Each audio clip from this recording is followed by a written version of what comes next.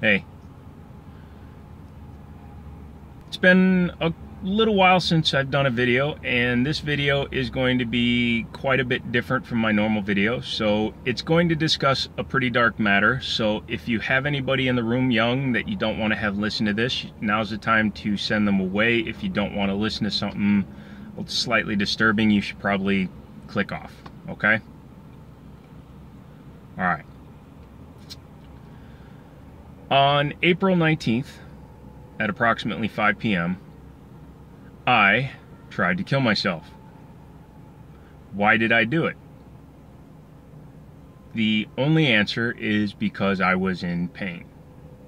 And I don't mean emotional pain, I mean physical pain. It's been getting worse for the last 5 or 6 years, and it got to a point where it became overwhelming. But I hid it from everybody because a few times I've tried to explain what the pain was to people, and a few times I've tried to handle it with doctors and whatnot. But chronic pain, especially when it comes from multiple sources or when it comes from a particular problem that some doctors refuse to even acknowledge, becomes real hard to get help for. And when that happens, you stop trying to convince people. And that's the point I got to. I'm not saying what I did was right, because I guess it wasn't. You know, I can't say that I wouldn't have done it again if I had the chance, because I can't say that.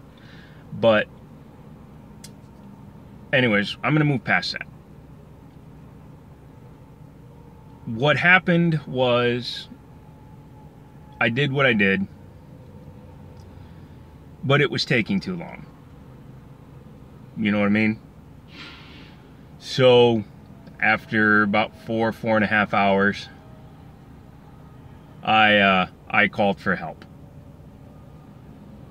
I didn't take it as a sign. I don't know why I even called for help. I think I was so out of it that I just did it. But I spent the next 6 days in ICU.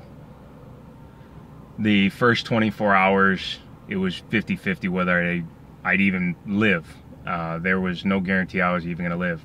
The first 3 days I had multiple transfusions because my blood count just kept dropping. Basically by half every 6 to 8 hours. Your red blood cells carry your oxygen throughout your blood, and mine just would not come back up. It just dropped and dropped and dropped to the point where I had to keep getting blood, and that's not a good thing. That just meant that the blood cells were dying. Yeah. So after 6 days of that, I wound up going to the funny farm, the psycho factory, whatever you want to call it, the mental place where you go. But because my decision was not emotionally driven, and I made sure to say that multiple times, they decided that they just wanted me there for a few days to make sure I wasn't going to do it again. And I'm not going to. There's no reason to. It just, you know, like I said, it was just the decision that I made at the time.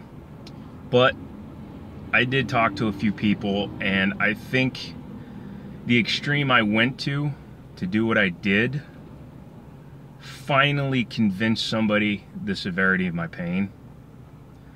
And obviously being hooked up to so many sensors and them seeing the attacks, the pain, my blood pressure spiking, my blood pressure dropping, all the things that were happening to my body in real time, that we finally got some belief out of it.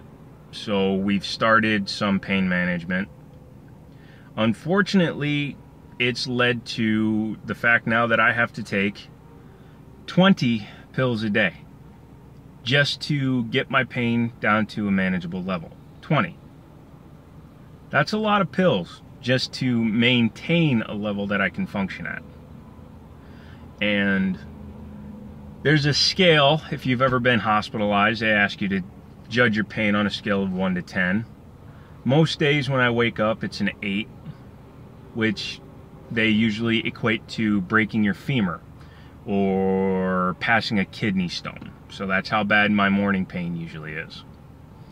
With the pain meds, it's down to about a 6, which is like breaking a bone or breaking a tooth or breaking a rib, which is what my daily pain is like.